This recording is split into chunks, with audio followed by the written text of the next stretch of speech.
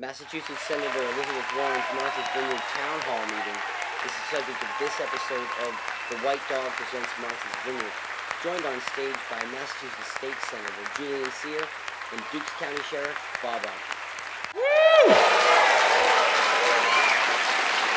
My name is Julian, and I have the distinct honor of representing Martha's Vineyard, Cape Cod, and Nantucket in the Massachusetts State Senate. One of the best jobs you could have in Massachusetts politics, and it's such an honor to be with all of you here, not only in this packed auditorium, but outside in the foyer, outside on the lawn. When the senator asked, do you think we could get a group of folks on island to come and, I know it's busy in summer months and folks are really working. Do you think they'd come? And even this morning, Islanders tend not to like to RSVP, so I think we had about 200 folks who said they were going to be here, and now we probably have about 800 or 900. Thank you, Martha's Vineyard, for turning out. And to our communities for hosting all of us. I have the distinct honor to introduce Senator Elizabeth Warren. And I could talk about Senator Warren's perseverance, her tenacity, her humanity, the fact that she has, in now 5 years, really emerged as the leader of the Progressive Democratic Party in the United States of America, which is just a tremendous, tremendous. But what I want to talk about is actually one of my favorite Elizabeth Warren stories. And it's something that my community is very much involved in. So in Boston, we have, every June, there's a Pride March. And the Pride Parade is really kind of something that's a political affair, right? So all the politicians tend to march with their own groups and this and that and this. Everyone kind of has their banners out there. And folks for years were like, well, does Elizabeth Warren march in the parade? And so what Elizabeth Warren does, what Senator Warren does, and no other elected official does this. She marches with the Boston area LGBTQ youth group, not with any sign, only wearing, usually in something black with a rainbow feather boa, marching with some of the most vulnerable young people we have in the Commonwealth, right? People who still have been left behind,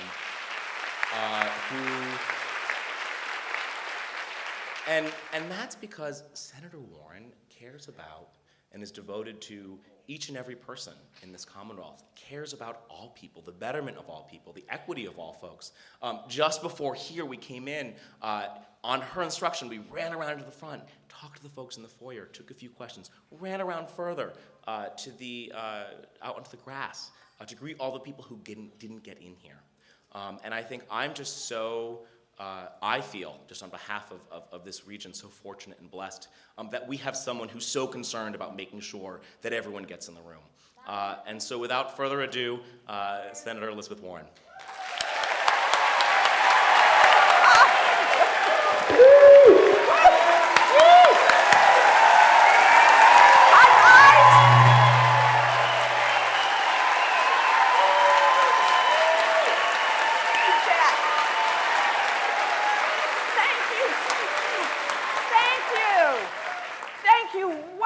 Good to be here today. Let me start by saying, it is a beautiful day out there.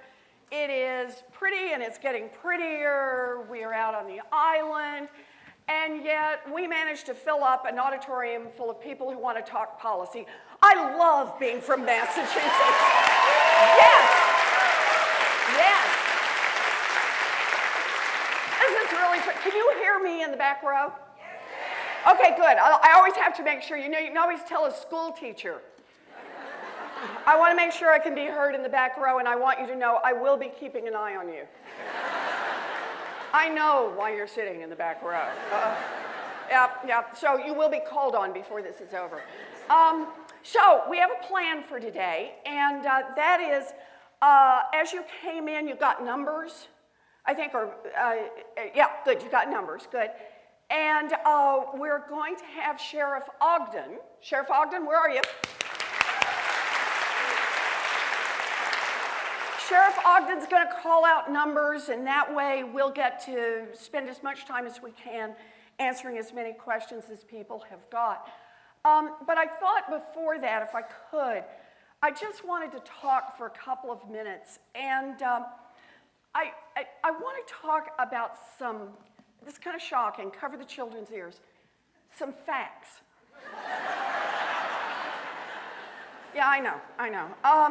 And like I said, we'll talk about whatever you all want to talk about, but I want to put a frame on what's happening in America. And I'm serious about talking about facts, and I guess you have to distinguish them from the alternative facts. You know, I never thought I was going to live in a world where you had to modify the word fact, you know, like the facty facts or the real facts. But what I want to talk just a little bit about is the frame about how government works in America. And I'm going to start this in the 1790s, okay? I promise I won't go too long here. Shoot, within an hour we'll be to 1870, you know. But it's about how economies work. And so in America, we had a big crash in the 1790s. And then roughly about every 20 years, what would happen is there'd be a crash, and then the economy would start building back up, and more people would get jobs, and prices would recover, and the farmers would do better, and the fishermen would do better, and things would get better, and then they get better, and then they get a whole lot better, and then it would explode. And when it went down, the problem was it took down the speculators, whether it was land speculators or speculating on Wall Street, but it also took down small business owners, and it took down farmers, and it took down employees, took down a lot of people with it. And that pattern has been America from the 1790s all the way forward to the 1930s, roughly about every 20 years. And what many, many people around the world said is that's just how economies work. If you're going to have this free economy thing, this is how it's going to work. But when the big one hit in the 1930s, Franklin Roosevelt said an incredibly amazing and bold thing. He said, we can do better. And he said, we have two tools that we can use. The first one, again, cover the children's ears, is regulation. Yeah. Antitrust regulation. We can start enforcing the antitrust laws more than we had. So big businesses don't get a chance to roll over little businesses. So that people have an opportunity. Actually, it turns out so that workers get more opportunities. And FDIC insurance, make it safe to put money in banks. Glass-Steagall, separate investment banking and risk-taking from ordinary checking account and savings account banking. SEC, put a cop on the beat on Wall Street. So we put in place some basic regulations just to kind of try to level the playing field a little bit. So more people got a chance, more small businesses got a chance, more employees got a chance to be in the game. Second big thing we did is that we engaged in progressive taxation. And we said we're going to tax, the more you have, the more you're going to pay in taxes. And then we're going to use those taxes to build opportunity. And we did that by investing in public education. And this is over like a 50-year period. K-12, colleges. A grateful nation said to returning GIs after World War II, we'll give you a GI Bill. We invested, subsidized, for a long time, subsidized student loans, subsidized our universities, put more money into them. Why? On the theory that if kids had a better chance to get educated, they just have more opportunities up and down the line. Second thing we did is we invested in infrastructure, in roads, and bridges, and power. And this one, think about this. At the time of the Great Depression, large parts of America had no electricity. Rural America, small town America, large parts had no electricity. And our view was, we're all going to invest to make sure everybody's got basic 20th century infrastructure, because we don't know what the next great business will be, but we're pretty darn sure they're going to need electricity. And if you're going to get a chance to participate in this economy, we all pitch in to make sure that that infrastructure's there. That was the second part. And the third one, amazing. We invested in research, in ideas. We invested at a time when we had no idea what that was going to produce, but we did it anyway. Scientific research and medical research and behavioral research. We invested some of our money into that in the belief that we could build this giant pipeline of ideas And our children and our children's children would be able to do things we had not yet dreamed of. And here's the deal. It worked. Now, if I had a really fancy PowerPoint at this point, you'd see this big slide, but I have no PowerPoint, so I'm going to dance. No. I'm going to show you what the graph looks like. Here's GDP. It just, from your point of view, it just keeps going up. It just keeps going up. 1935 to 1980, GDP goes up. But here's the part that's the heart of the story. And that is that the 90% of America, everybody not in the top 10%, the 90% of America got 70% of all the new income growth in this country. And you can break it down by deciles. Upper middle class, working poor, poor, poor. Everybody did better. Pie got bigger, everybody did better. Now, I don't kid myself, not a perfect world. African Americans, for example, were cut out of much economic activity. And the black-white wealth gap, which we started measuring in the 40s, way too big. But here was the deal. America was so committed to the idea of opportunity, that's what it was about, that once we got into the civil rights movement in the 1960s, from 1965 to 1980, 15-year period, America shrunk the black-white wealth gap by 30%. Okay, we weren't perfect, but boy, we were on a road. And then 1980 hit. Anyone remember? Or have read about it, that's okay. If you can't remember it, 1980, Ronald Reagan gets elected, right? And trickle-down economics hits this country with a force. And what were the key tools of trickle-down economics? First one, they called it deregulation, right? And what it really meant was turn the big banks loose to run the economy. What could possibly go wrong? Right? Leash up the cops on Wall Street. Let them do what they want to do. Big part. So deregulation is part of it. And what's the second part? Cut taxes for those at the top. And once you cut taxes for those at the top, what happens?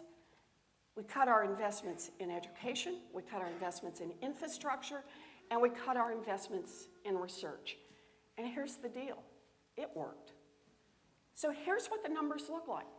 1980 to 2016, that's last year, because that's where we've got the data. 1980 to 2016, GDP keeps going right on up. In other words, the country keeps getting richer. But the 90%, how much did they get of that new income growth? That's upper middle class, working class. How much did they get of it? The answer, 0. From 1980 forward, nearly 100% of all income growth in this country has gone to the top 10%. And the black-white wealth gap has tripled. So, what does this mean? I think of this frame because for me, it tells me two really important things. First, policy. Whether or not you're enforcing antitrust laws and how much you're investing in public education, policy matters. It matters. What we do off in Washington touches us right here on the island. It touches every single family in this country. The first is policy matters, and the second is we have tried effectively, there's a little overlap and so on, but 2 time periods in America. And one was a time period where everything we did was filtered through the lens of, does it create more opportunity? Does it help build a middle class? Does it give some kid who wasn't born into it a chance to make it there?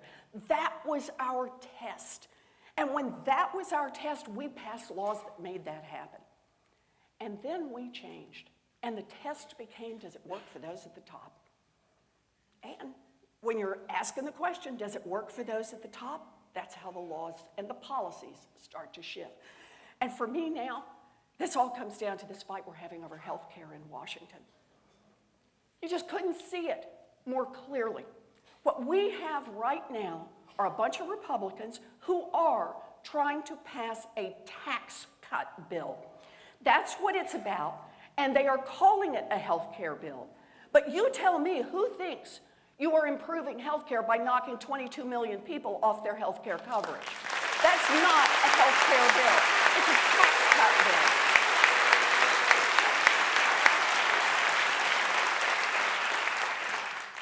And for families, one by one, across our Commonwealth, who have to deal day by day with a grandparent in a nursing home, with a child who was born with serious medical problems, with someone in the family who has become addicted to opioids.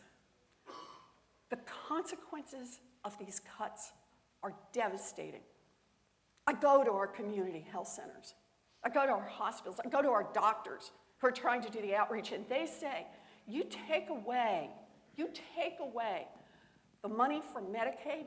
Right now, it's providing $1 out of every $3 that's going into opioid treatment. Think about that. You take that money away, you cut that money, we can't run our programs. What are we doing with people? You take that money away, and we can't keep seniors in the care that they need. You take that money away. And I just met with families from Massachusetts yesterday who have children with complex medical needs. How do they keep those children at home without help for the breathing tubes and the therapists? The Republicans say it is more important to offer a tax cut to millionaires and billionaires, to offer a tax cut to drug companies, because boy, did they need it. To offer a tax cut to insurance companies, that it is more important to offer tax cuts than it is for all of us to pitch in a few nickels to be able to take care of our friends and our families. We are a better people than that. We are a better people than that, and we will fight back against this Republican, and that is what I'm going to do. We will fight back.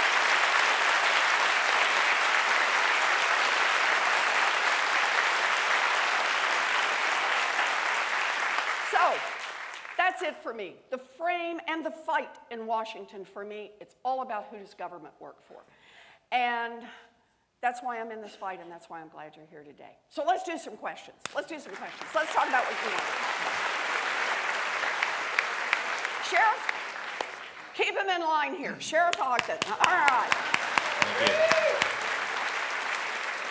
Not to be confused with Anderson Cooper, or as my wife says, possibly Phil Donahue. I'm going to go with Anderson Cooper. Okay. I am Sheriff Ogden. I was elected on January 4th, and I am so deeply proud and humbled to be up here moderating for the senator. She's a hero of mine.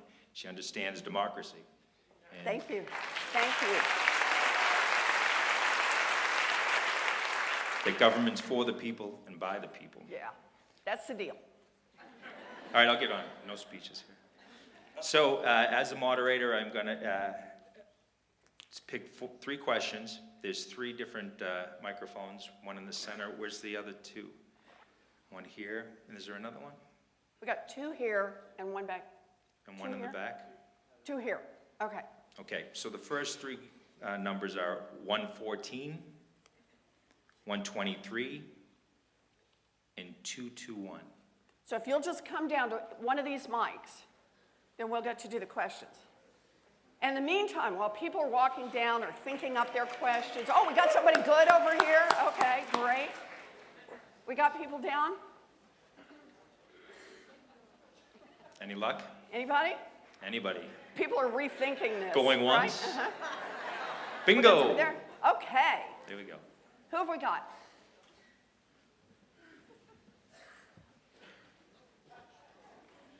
Okay, good to see you.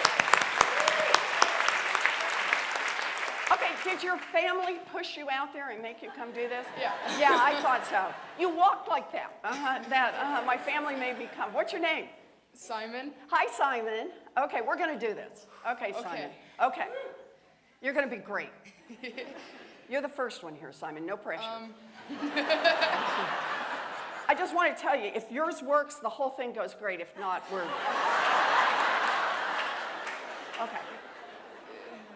so in 5 years, I'll be going to college. So Good for you, Simon. I'm for that. how will you make it so I don't have the burden of all the student loan debt? Yeah, good for you, Simon. It is the right question. So I want to start this one with, Simon is not a plant. Will you assure people that you were not? Right, we didn't put his number up here for this. This is like one of the principal reasons I ended up running for the United States Senate, because this is one that's so personal to me. A lot of you know this. I grew up in a family that was a paycheck to paycheck family. I had just one thing in my life I wanted to do. And I've wanted to do this since I was in second grade. I wanted to be a public school teacher. Can we hear it for our public school teachers?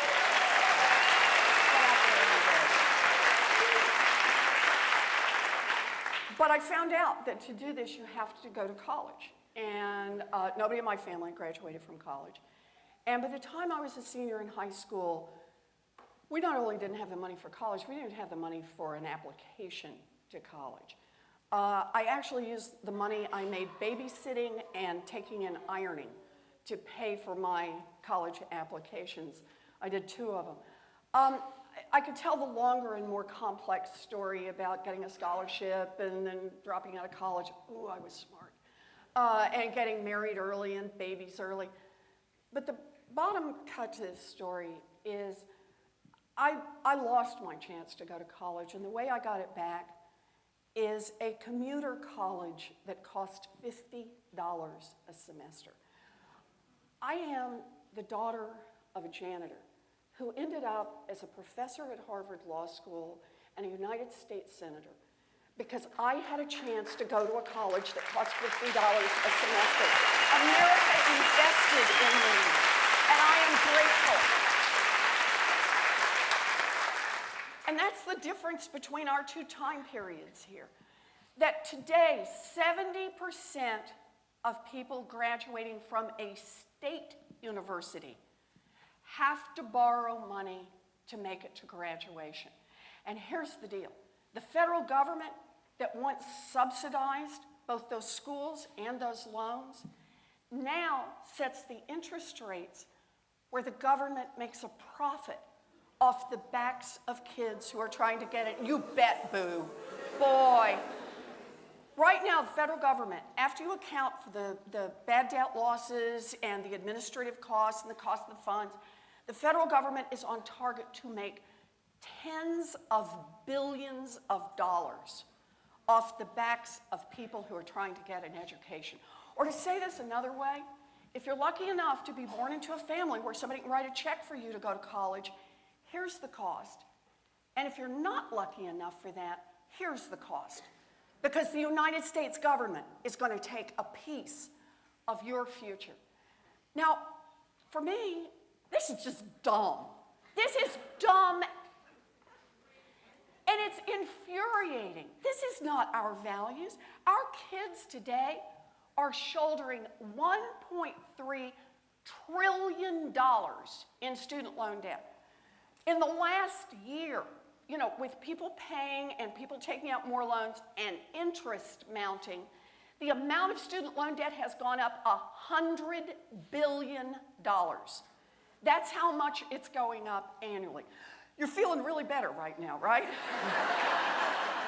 Okay, Warren's going to switch into, but we're going to be optimistic about this. Now, why are we going to be optimistic about this? It's back to policy.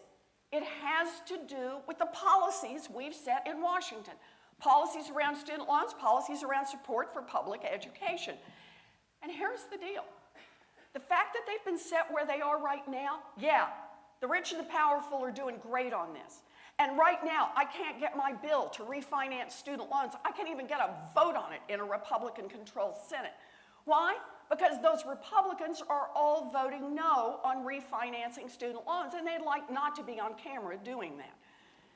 But here's the deal. This is something that America wants, not just Democrats. Democrats, Republicans, independents, we want our kids to be able to get a college degree without getting crushed by student loan debt. Are we in on that?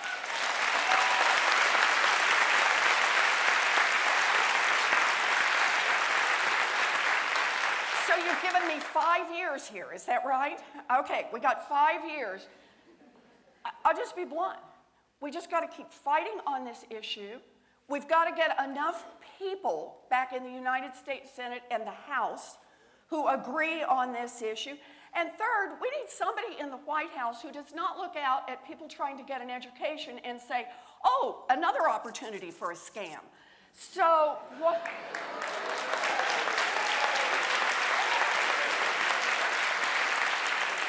So we're going to be in on this fight. We've got to bring down the cost of the student loan debt for everybody who's already got it. But we've also got to make the investments. We've got to get down the cost of college. We need you to be able to go to college without having to worry about taking on debt. I promise. That's what we're going to work on. Promise. Okay? You did good. You did good. Nice job. Okay. Who's up next? Okay, now the pressure's on you. That was really good. Okay. I am Emma Greenbeach, and I work for the Martha's Vineyard Shellfish Group. We grow baby shellfish for the whole Oh, island. that's great. We like baby shellfish. They're so cute at that age. They're very cute. Aren't they? You just look at him and say, he looks just like his mom. One of the most serious problems that we face on a regular basis is nitrogen eutrophication. Yep. Just is too much nitrogen in all of our waterways that threatens habitat quality and biodiversity.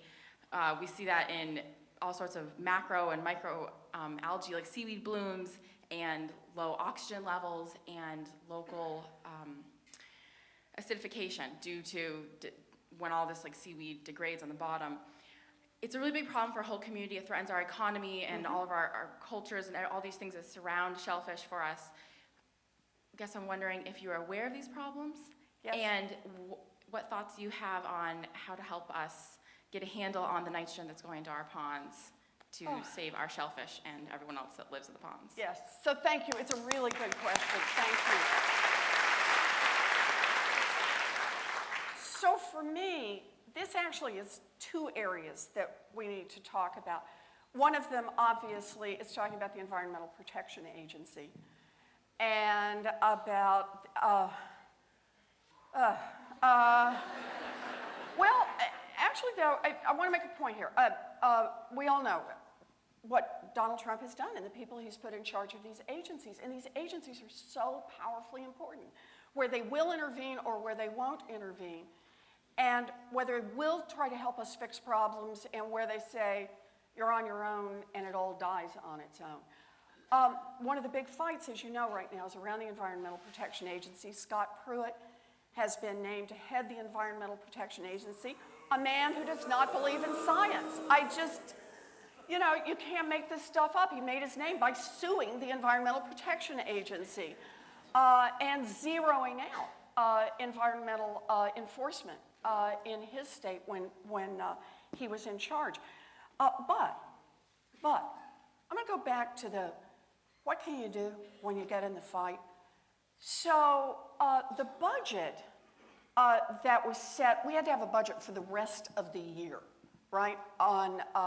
After Trump was sworn in. The budget had only gone into January. And we needed to get a budget through for the rest of the year.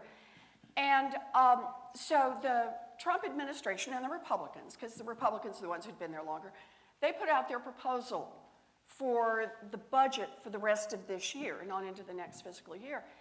And one of the things they put in it was a huge cut to the Environmental Protection Agency. And we all know what that means.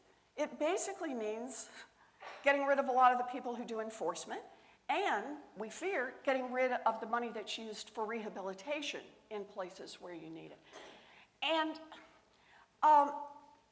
we just thought, we're just toast on this. There's just not much we can do. And I'm going to have to make this a little bit longer story because I'm going to wind it to some others. They also, as part of this, wanted to cut $1.2 billion from this year's medical research budget, NIH budget. It's like, how do you take out $1.2 billion on research projects that are already underway. I mean, do you fire the mice? You know, these projects are underway, right? It was just one piece after, wanted to zero out the National Endowment for the Arts, National Endowment for the Humanities. And I started thinking about this. I'm sitting down in Washington. No, we don't have the votes, but by golly, when you're doing budget stuff, 48 gives you a place to be, you're at the table, right, to get in there and fight. And so I rounded up 17 more senators and said, how about if as a block, we say there are some things that have to be in this budget or we're all out of here. Let's use some muscle here. Let's get into this. And I just want to tell you on this one, what we managed to do is we managed to get a $2 billion increase for NIH. We managed to get increases for the National Endowment for the Arts and the National Endowment for the Humanities. And we cut the cut to the EPA. We couldn't get it increased, but the cut was 1%, and it came with a rider that said they couldn't do any layoffs. So I say all that. Actually, it's good stuff. You can stop and clap. That's good stuff. Yes.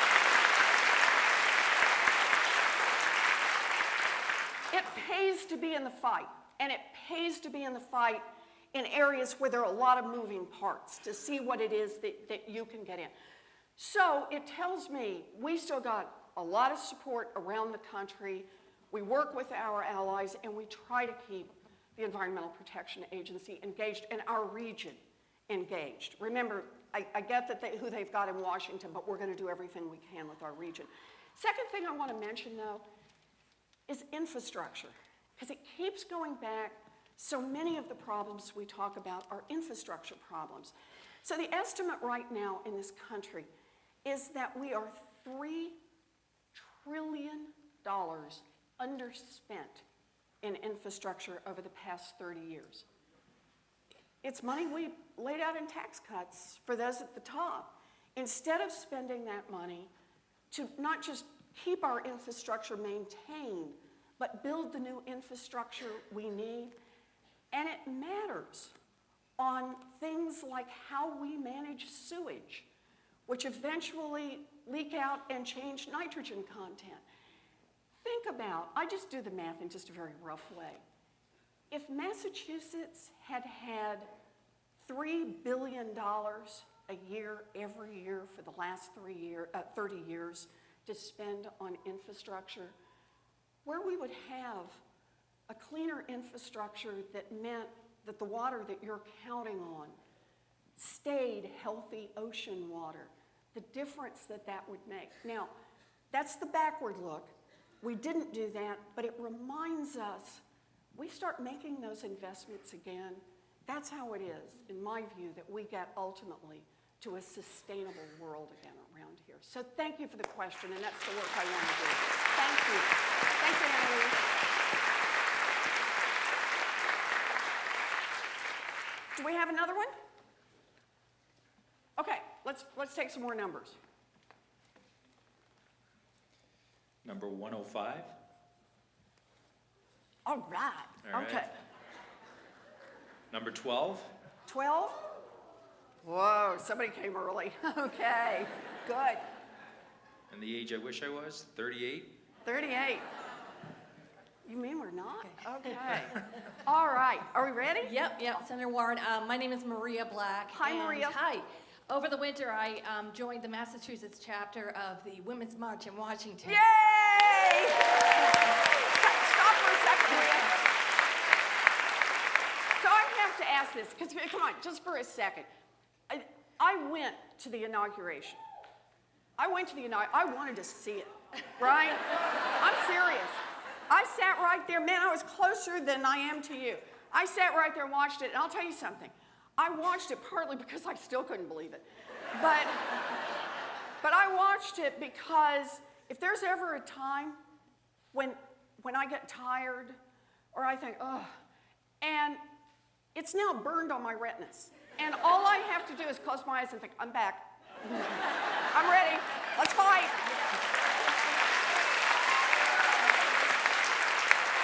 But the world changed when he was inaugurated The thing is, it changed again the next day for the Women's March. The Women's March is what this is going to be about.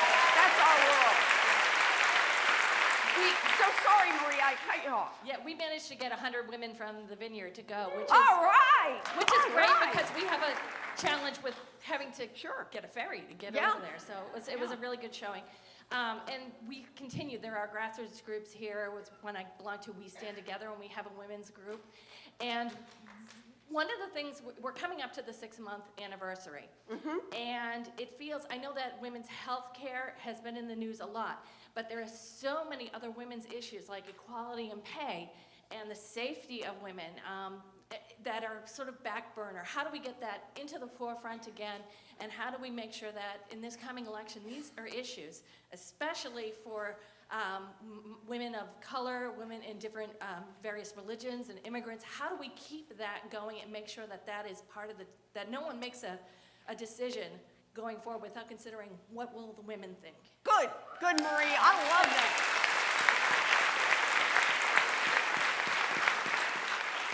So I'm going to start with what I think is the core part. When I was giving you the frame, kind of the big economic frame, how are we going to fight back?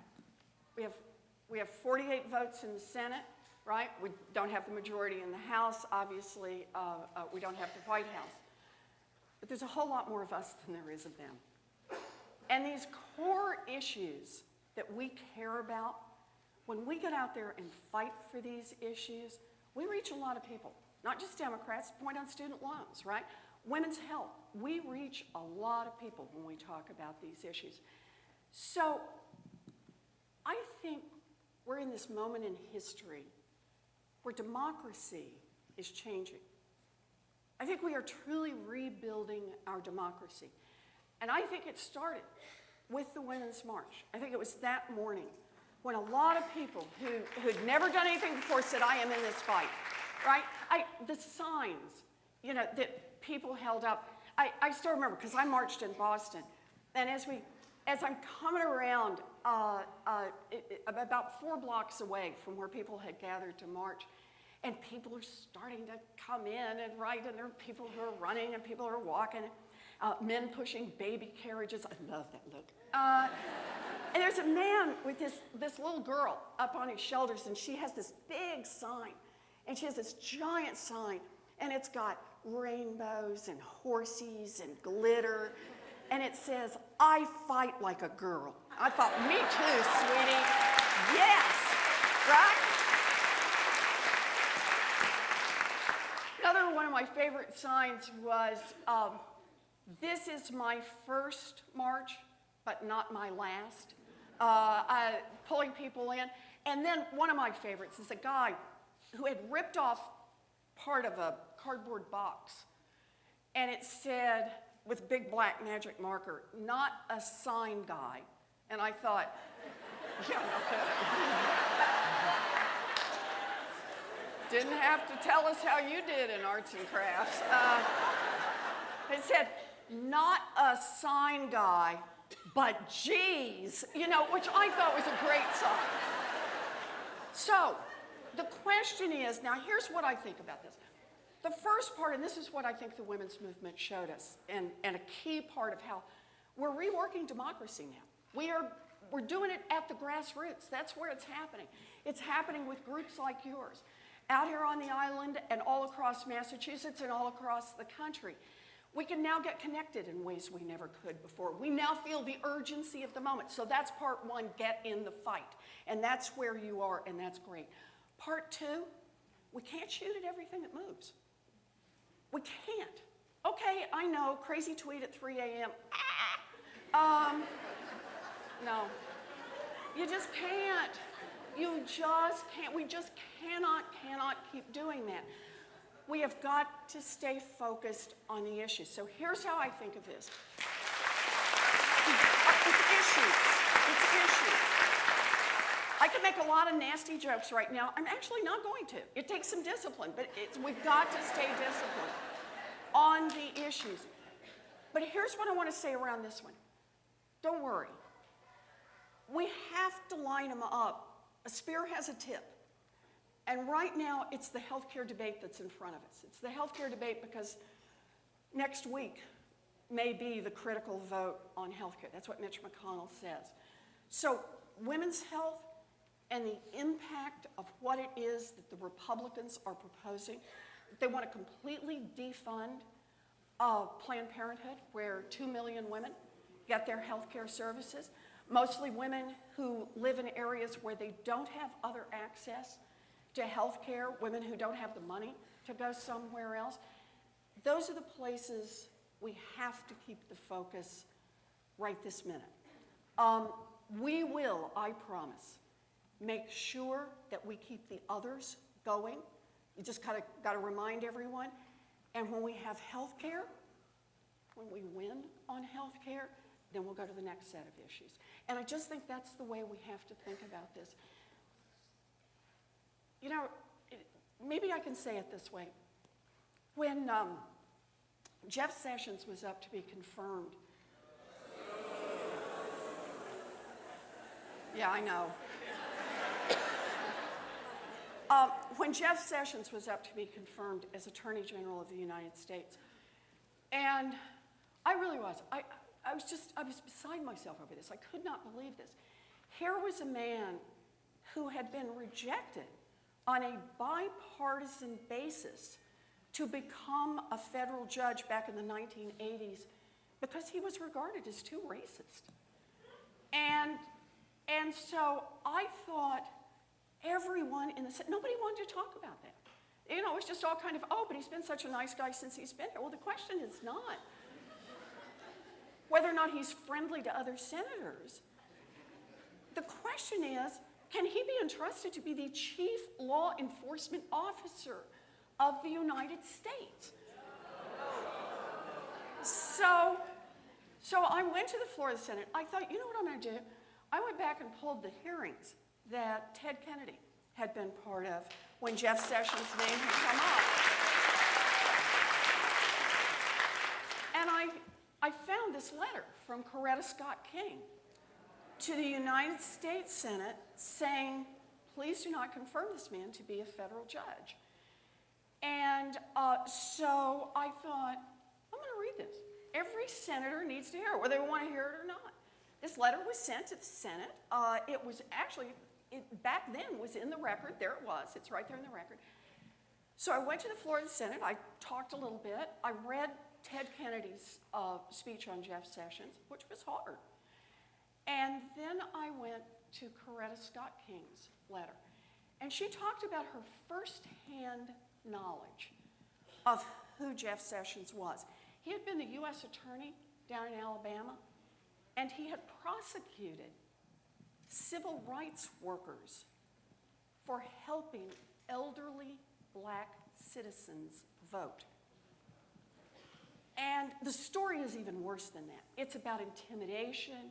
It's about using the FBI to try to get people to change their stories.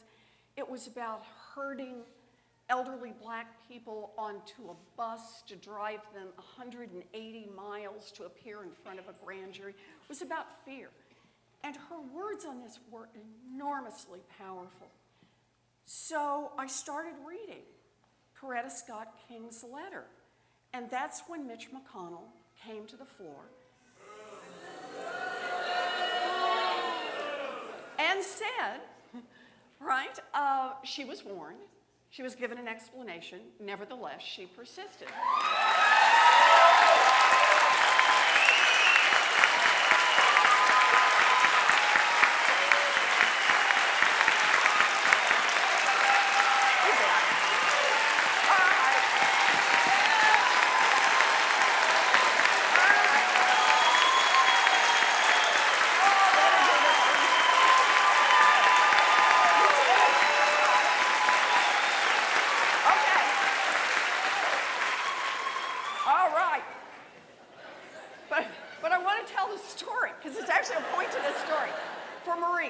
This story is for you, Marie, okay? So, and it truly is. When he said this and said that I had to be censured, I said, whoa, for reading Coretta Scott King's words, and I go back and forth with the chair a little bit, and the chair Senator Daines, a Republican, he gavels me down. I cannot continue my speech, and I must leave, and I am not permitted to speak again in the Senate until after Jeff Sessions has been voted on. So I appealed the ruling of the chair, which meant everybody had to come in and vote on it. So everybody comes in, and I just want you to know this. The next time you're talking about with the Republicans, every single Republican voted to censure me. Without exception. Without exception. But here was the deal, and this is where the story's going to come back together. When they wouldn't let me read Coretta Scott King's letter, I went outside and just read it, and we posted the video. Over the next few days, we watched the numbers, literally tens of millions of people read Coretta Scott King's letter.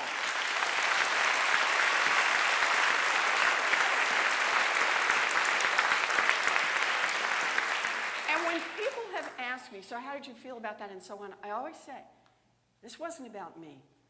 This is about tens of millions of women who are tired of being told to sit down and be quiet. So that's what we're going to do this, okay? Good. Over. Thank you, Marie. Hi. Hi, my name is Ellie. Hi, Ellie. Hi, and I'd like to get back to the health care bill. Okay. Because I really think that it's indicative of what is going to keep happening in Washington. Yep. I'm really frustrated. I can imagine how frustrated you are to have a few Republicans controlling our lives right now. Yep. And we went from 10 Republicans being against the old awful one, and now, right now, it's only 2. Yep. I don't know what they're doing to the other 8, whether they're trying to buy them off, which is what I figure. Is there anything that the Democrats, who must be just frustrated by sitting on their hands, is there anything that the Democrats can do to break this kind of a deadlock so that this doesn't happen on, tax cuts and women's issues and, the budget, dealing with Russia yep. and the budget and everything Right. else? What can Democrats look toward to make something change? Okay. Ellie, it's up to you. And it's up to everybody in this room. I'm doing a town hall partly because I love doing town halls. I mean that. But I'm doing a town hall because I want to make sure every one of you stays in this fight. We only have 48 seats in the Senate. The way we got those 2, and the way I'm hoping we're going to get some more, is going to come out here. It's going to be democracy. It's going to be enough people raising their voices loudly enough, saying, if you do this to my health care, I will hold you accountable the next time around. I will remember. You do this to my family, and I'm not going to forget you. Saying that and saying it persuasively enough that the Republicans drop this terrible idea. We can't do this alone in the Senate. We just don't have the votes.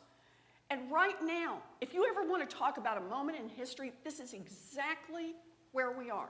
We've got 2 no's. Remember, at 50-50, they win because Mike Pence comes in and does the tiebreaker.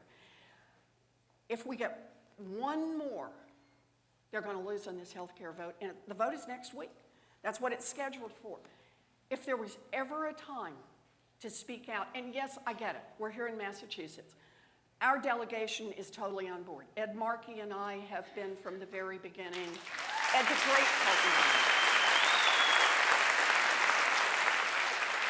Our House folks have been great on this. Keating has been great on this from the beginning. Everybody has been strong on this in our delegation. But every one of you knows somebody who lives in a state with a Republican senator. Every one of you belongs to a group, an organization, a chat room, something where there are people who are in states with Republican senators. Urge them to get out, please. Urge them to go to the office, carry a sign. Urge them to make their voices heard and make your voice heard. Pick up your phone, email, tweet, every part of this. We need this sound We need your energy from the grassroots up. It's democracy that's on the line here. Understand, this health care bill is underwater. That means more disliked than liked in every single state in the union.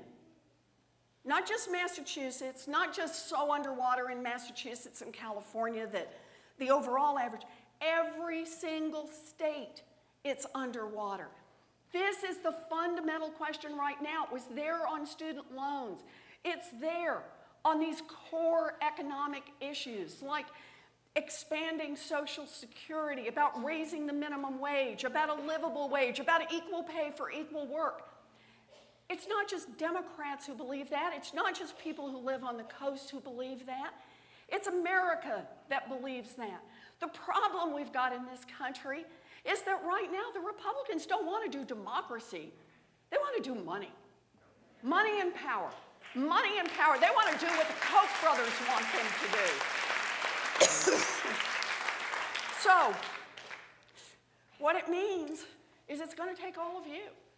Or let me put it this way, it's going to take all of us.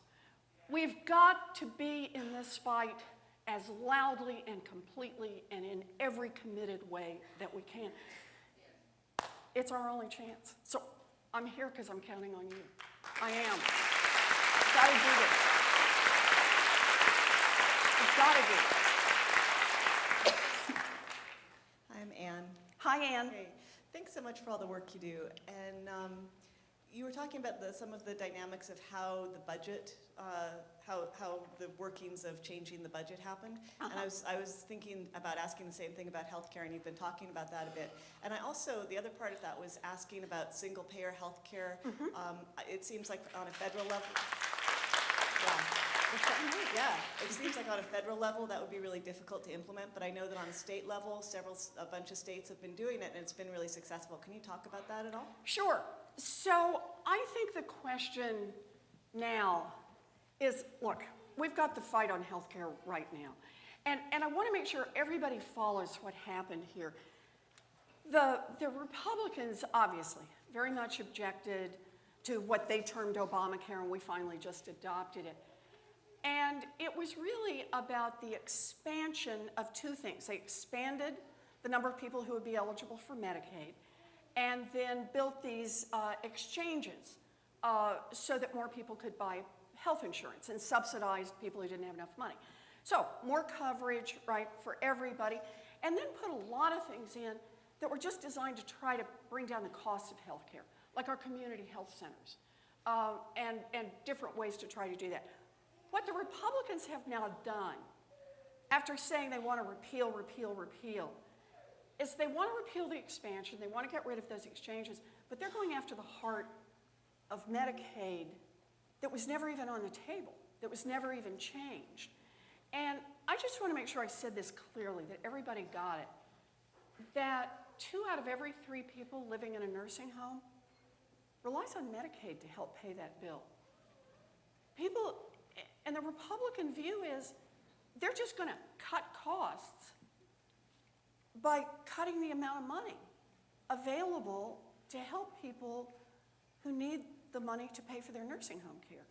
And I'm left to say on things like this, what exactly is your plan? Are we just going to take people and just move them out on the sidewalk? Just put them out with yesterday's trash? Is that the Republican health care plan?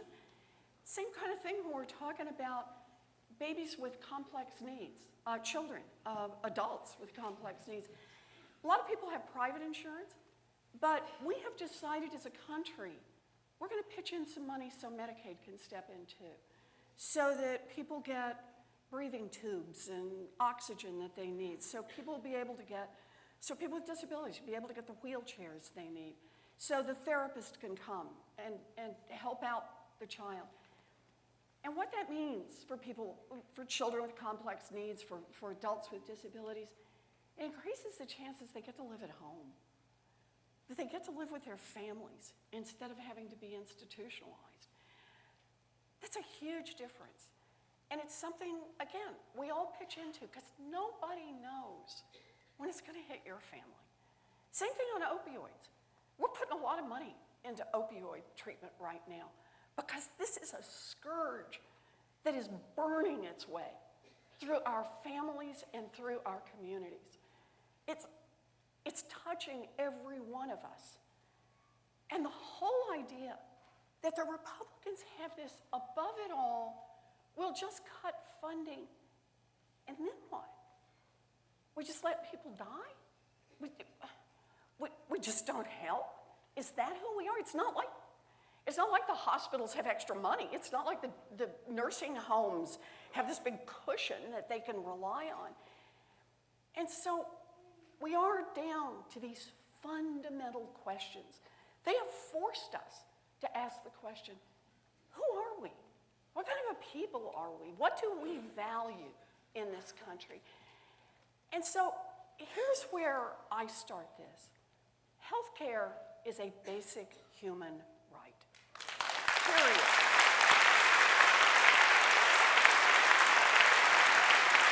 It's just and so right now, we got three parts to this. Part one, we got to fight them off from taking it away. But part two is that we've got to take what we're doing and make it better. And on the frame, I'll start with the frame of the Affordable Care Act.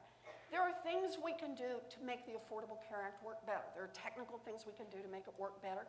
Or we can just build out in the areas where so obviously we could do more. Prescription drugs. We need to bring down the cost of prescription drugs. We need Medicaid to be out there negotiating on prescription drugs. It would bring down costs for families. It would bring down costs for insurance companies. It would put us on a more sustainable path. It is just crazy that for the same drug, we pay 10 times what they're paying in Canada, often. Think about that. Think about that. That's money that's not staying in our pockets. So I think that's the second part. I think the third part is then to put these together and say, if our goal is everybody gets covered and we try to bring down the costs overall, what's the best way to achieve that? And I think this is where we start talking about the expansion of Medicaid. Medicare has been out there. Medicare's worked. People have seen it. It's not perfect, but boy, has it provided a steady base. It has meant that just one bad diagnosis does not mean that a senior loses everything. We can build off that program and we can build a future. But we've got to stay focused on our goals. Better coverage, lower cost, and never forget that healthcare is a basic human right. Thank you. Thank you. Thank you.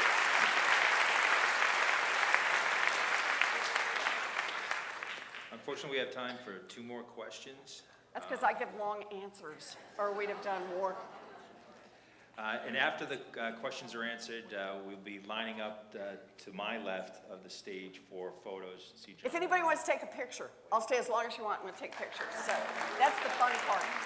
And I'm available too for pictures. Okay, good. We'll get the sheriff in, we can do the whole thing. First number is 124. 124? And who's the other? And the last lucky number is 127. Oh. I guess that's not a lucky number. We think they Do we have came in 120, together. Have we got 124 and 127? Yeah, let's mix it up a little bit.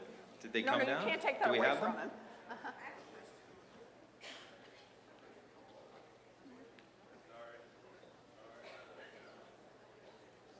First of all, thank you for everything you do and who you are. Oh, that's so nice. Thank you.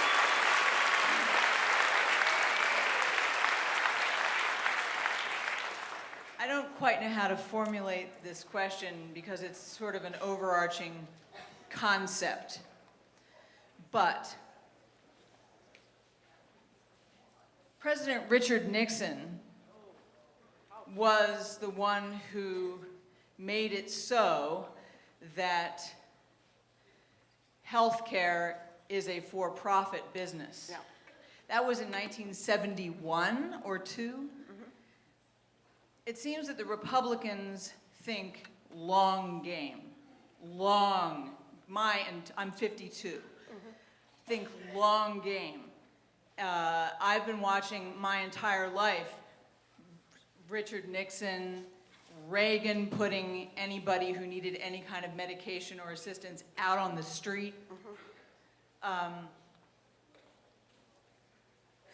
I was hyper aware of gerrymandering in the year 2000. That's 17 years ago. Republicans think long game, and it seems to me that generally Democrats are humanitarians and Democrats as a party mean well, but that they're behind the curve, severely behind the curve, in terms of what the Republicans are planning and what Democrats would like to have happen. And so everything we've discussed today, how are we going to, in the real world, how are we going to catch up? How are we going to really make that happen? So it's a good question, and let me do a short version of the answer because I know people are lining up. But I take this question very seriously. When I talk about democracy, I think that is our answer. I think our only shot here, if we're going to try to do politics as usual, it's getting nastier, uglier, dirtier, and more awash in Koch brother money than ever before. And we got to find a way back at that. And it's not, we can't match the Koch brothers, the Koch dollars. We can't. We can't. It's democracy. It's really this. It's the face to the face. It's the groups you know. And it's the growing the groups you know. When we talk about these issues, about health care, about student loans, about infrastructure, about the environment, about Social Security, about Medicare, when we talk about these, we can't just talk about them with the group of people who agree with us. We have got to reach out and talk to more people. We've got to reach out and talk to people who are kind of in between, and even people who disagree with us. You've got to talk to, this is the moment. You've actually got to reach out and talk to your crazy uncle. You got to reach out, I'm just teasing. You got to talk to your sister-in-law. You got to talk to the person in front of you in line at the grocery store and the person pumping gas next to you. Not in a creepy way. But we do have to talk to others. And I got asked the question just in the overflow. I did a question in the overflow first. And a young woman asked the question, how do we do this? And I just want to make a suggestion here. Find the one issue that really touches your heart. Make it personal. I'm scared about if I try to get an education that I'm going to end up with $100,000 in student loan debt, and on a public school teacher's salary I can't pay for it. Make it that personal. I'm scared that the Republicans want to cut health care, and that's going to mean that my elderly mother who has dementia is going to be back in my living room, and I don't know how I'm going to do that. I don't know how I'm going to manage. And work out from there that this is what matters. These policies in Washington, these people that we elect matter. And to make these groups vibrant, democracy is on the ropes. And we're being tested. We have got to make democracy work in the 21st century. This is our chance. This is it. So that's the best I can do. Thank you. Thank you. One more question. Where's 127? Oh, there You? it is. We're ready. Where's my number? You got it. Hello, my name is Bill Engler, and this Hi, is Bill. Lucy, my daughter. Hi, Lucy. And Jack and I have 5 kids. Hi, And Jack. a wonderful wife. Good. And because I'm the last person, I'm going to go ahead and cheat and take 2. First one, you can comment however you want. I don't know if it's good or if it's bad, but we had an entire town meeting, and I didn't hear the word Russia once. Yeah. Is it a white elephant that we're avoiding? Has he shut us up by making us feel like we shouldn't talk about it? I don't know. That's me. Now I'm going to talk for Lucy. which is a little bit hard. She can't talk, she can't see, but she is our bundle of joy. And when President Trump made fun of what my daughter does out of joy, she shakes and tones, and that's her love. It hurt. It hurt to the core. And it hurt much more than in my life. I deal with people, friends of my kids, who say retarded and other things. And I understand that most people are really good people. And if you sit and you explain to them, they learn, they apologize, and I'm not offended by that. I'm offended when someone doesn't apologize. He won't apologize. He's our president.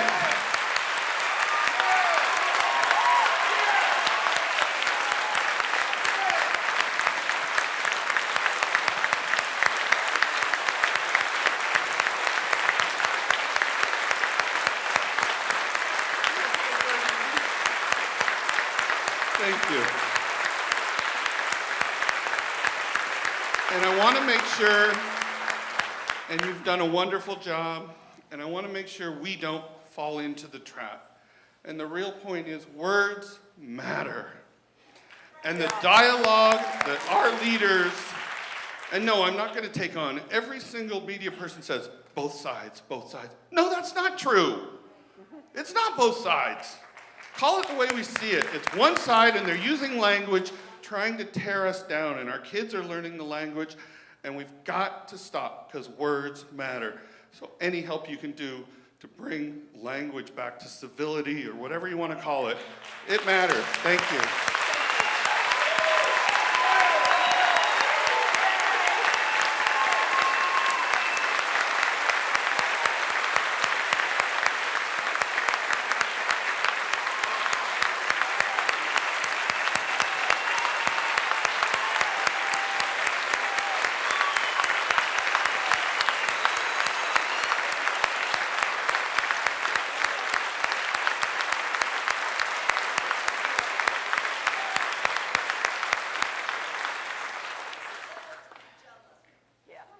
So let me say, because Bill asked first about Russia. Yeah. I know, let's just do 1 minute on this. This is one where we've got the ongoing FBI investigation. We've got an ongoing investigation in the House, and we've got an ongoing investigation in the Senate. There are two basic strands of questions that we're trying to deal with. The first one is whether or not, what is the relationship between Russia, the Trump campaign, and Trump himself? Collusion with a foreign entity during an election is illegal. That's it. There's not a lot of ambiguity around that. And there is obviously an investigation, although it's a little tricky to call this an investigation when there's already so much in public about what's happened. Obviously, the second investigation is about the attempt to interfere with the investigation about the collusion, obstruction of justice, which itself also can result in, can be criminal activity, and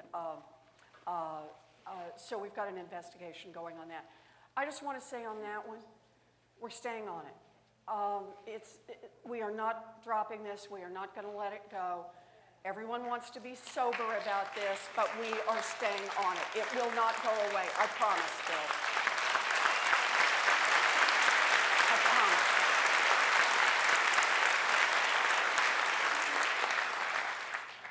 The second one is Lucy. You know, I told you all I wanted to be was a teacher. And I made it. I was a special needs teacher. And I'm with you on this one, Bill. Words matter. And look, I get into a fight, and I get really worried. I get really angry sometimes. Not on my own behalf, but on behalf of people that I feel like have just gotten the short end of it one time after another.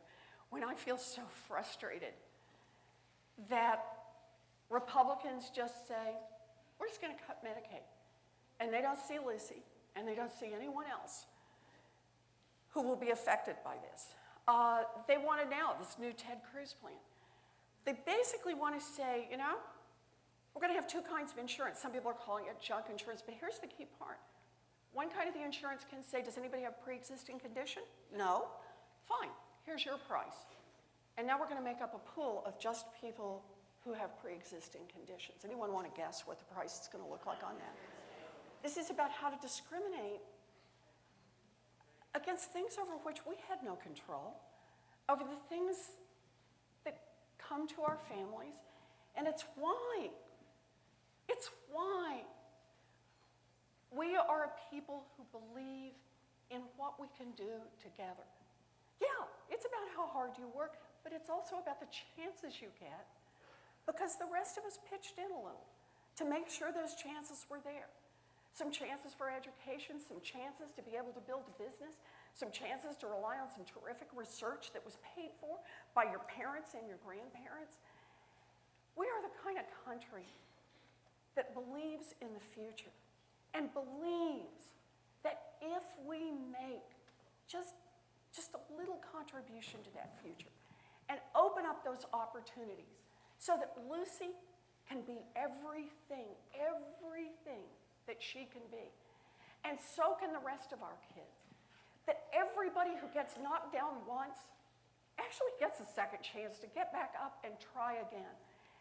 That's the kind of people we are, and that is what has made us an extraordinary nation. And we cannot let a hateful man take that away from us. That's who we are. Thank you all. Thank you. Thank you. We're going to do this. Thank you. Thank you, Bill. Thank you, Lucy. Thank you. Come on over. We'll take pictures. Thank you. Thank you. Thank you.